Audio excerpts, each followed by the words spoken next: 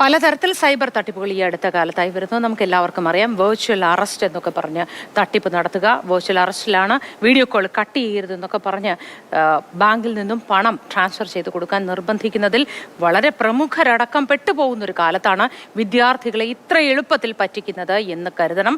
നിങ്ങളെല്ലാവരും കരുതിയിരിക്കണം. വിദ്യാർത്ഥികളെ സാമ്പത്തിക തട്ടിപ്പ് സംഘം ചൂഷണം ചെയ്യുന്ന ഞെട്ടിക്കുന്ന വിവരങ്ങളാണ് മാതൃഭൂമി ന്യൂസ് ഇതാ പുറത്തുവിടുന്നത്. തട്ടിപ്പ് സംഘം വിദ്യാർത്ഥികളെ കൊണ്ട് ബാങ്ക് അക്കൗണ്ട് എടുപ്പിച്ച് പണം കൈമാറ്റത്തിന് ഉപയോഗിക്കുന്ന വിവരങ്ങളാണ് കോഴിക്കോട് വടകരയിൽ നിന്നും പുറത്തുവരുന്നത്. ഇങ്ങനെ അക്കൗണ്ടിൽ പണം എത്തിയ 4 പേരെ ഭോപ്പാൽ പോലീസ് അറസ്റ്റ് ചെയ്ത് ജയിലിലടച്ചു. Mathrubhumi news breaking. തട്ടിപ്പ് ഇന്റർനാഷണൽ കാർഡില്ലേ ATM-ൻ്റെ, ആ കാർഡ് കൊടുത്തിട്ട് അതിൻ്റെ ഒരു കമ്പനിക്കാരൻ്റെ കേസിലെടുത്തുക. അപ്പോൾ അവന് കൊടുത്തിട്ട് അയാൾ ഫണ്ട് അടിച്ചിട്ട് അക്കൗണ്ടിലേക്ക് ഫണ്ട് ചെയ്തിട്ട് ദുബായിൽ നിന്നാണ് ഗൾഫിൽ നിന്ന് പിൻവലിച്ചിട്ടാണുള്ളത്. ആ 10,000 രൂപ വരുന്ന ATM കാർഡ്, 10,000 രൂപ തരുന്നു കമ്മീഷൻ. പിന്നെ ഇങ്ങനെയുള്ള പ്രശ്നങ്ങൾ അറിയുന്നത് ഇപ്പം പിടിച്ചു കഴിഞ്ഞാൽ. എത്ര പൈസ ട്രാൻസാക്ഷൻ? ചിലയാൾ അക്കൗണ്ടിൽ 7 ലക്ഷം, ചിലയാളിൽ 4 ലക്ഷം, അങ്ങനെയാണോ? എൻ്റെ കാർഡിൽ എത്ര വന്നിരുന്നു ആദ്യം? എൻ്റെ ഇതിൽ 7 ലക്ഷം. അതിന് എത്ര സമയം ഉണ്ടായിരുന്നു അക്കൗണ്ടിൽ?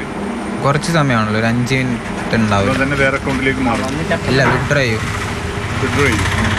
അത് ദുബൈയിൽ നിന്നാണ് വിഡ്രോ ചെയ്യുന്നത്. കൂടുതൽ വിവരങ്ങൾ മുഹമ്മദ് ഷഹീദ് നൽകും. ഷഹീദ്, വളരെ വലിയൊരു തട്ടിപ്പാണ് നടക്കുന്നത്. ഇപ്പോൾ 4 പേർ ഭോപ്പാലിൽ പിടിയിലായി ജയിലിലടച്ചു എന്നാണ് നമുക്ക് ലഭിക്കുന്ന വിവരങ്ങൾ. ഇവരിൽ നിന്നും ഈ ഏജന്റുമാരുണ്ട് ഈ കൂട്ടത്തിൽ എന്നറിയുന്നല്ലോ. ഇവരിൽ നിന്നും എന്തെങ്കിലും വിവരങ്ങൾ നമുക്ക് അതുമായി ബന്ധപ്പെട്ട് കിട്ടിയിട്ടുണ്ടോ? ഇതാരാണ് ഇത്തരത്തിൽ പണം നിക്ഷേപിക്കുന്നത്? ഇവരേതെങ്കിലും വലിയ റാക്കറ്റിന്റെ കണ്ണിയാണ് എന്നതിന്റെ തെളിവുകളോ മറ്റോ ലഭിച്ചിട്ടുണ്ടോ?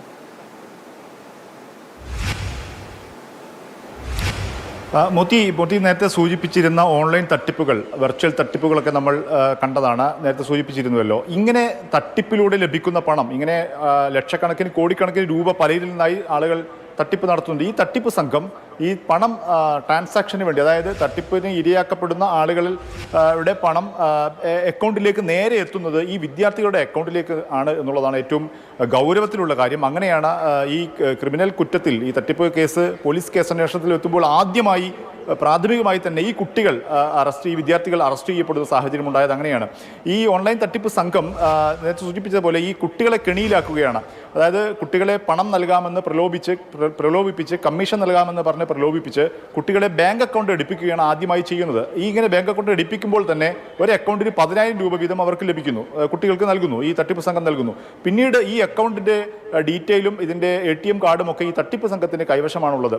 ആ അക്കൗണ്ട് വഴിയാണ് പിന്നീട് കോടികളുടെ ലക്ഷങ്ങളുടെ ട്രാൻസാക്ഷൻ നടക്കുന്നത്. അങ്ങനെ കൈമാറ്റം ചെയ്യപ്പെടുമ്പോൾ അതിൻ്റെ ഒരു കമ്മീഷൻ തുകയായും കുട്ടികൾക്ക് തുക ലഭിക്കുന്നു.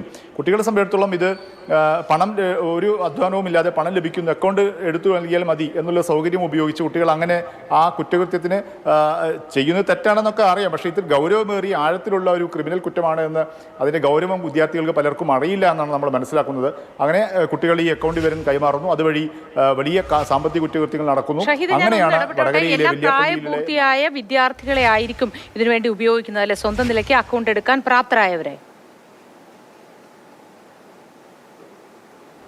മോത്തി, ഇപ്പോൾ അറസ്റ്റിലായത് ആളുകൾ കുട്ടികൾ പ്രായപൂർത്തിയായവരാണ്. 18, 19, 20 ഒക്കെ വയസ്സുള്ള ഡിഗ്രി പഠിക്കുന്ന വിദ്യാർത്ഥികൾ. പക്ഷേ നമ്മൾ അന്വേഷിച്ച സമയത്ത് സ്കൂൾ കുട്ടികളെ പോലും ഇത്തരം അക്കൗണ്ടുകൾ ഇതിനുവേണ്ടി ഉപയോഗിക്കുന്നത് നമ്മൾ മനസ്സിലാക്കുന്നു. കാരണം സ്കൂൾ കുട്ടികൾക്ക് ഇപ്പോൾ സ്കോളർഷിപ്പ് ഉൾപ്പെടെയുള്ള മറ്റ് പല സംവിധാനങ്ങൾക്കും ബാങ്ക് അക്കൗണ്ടുകൾ രക്ഷിതാക്കളുടെ ഇടപെടലോടുകൂടി തന്നെ, അവരുടെ മുൻകൈയോടുകൂടി തന്നെ ബാങ്ക് അക്കൗണ്ടുകൾ എടുക്കുന്നുണ്ട്. ഇത് കുട്ടികളെ പലതരത്തിലും പറഞ്ഞ് ഈ തട്ടിപ്പ് സംഘത്തിന് പല രീതികളുണ്ട്. ഇൻസ്റ്റഗ്രാം ഒക്കെ ഇപ്പോൾ തട്ടിപ്പിന് വേണ്ടി വലിയ തോതിൽ ഉപയോഗിക്കുന്നുണ്ട്.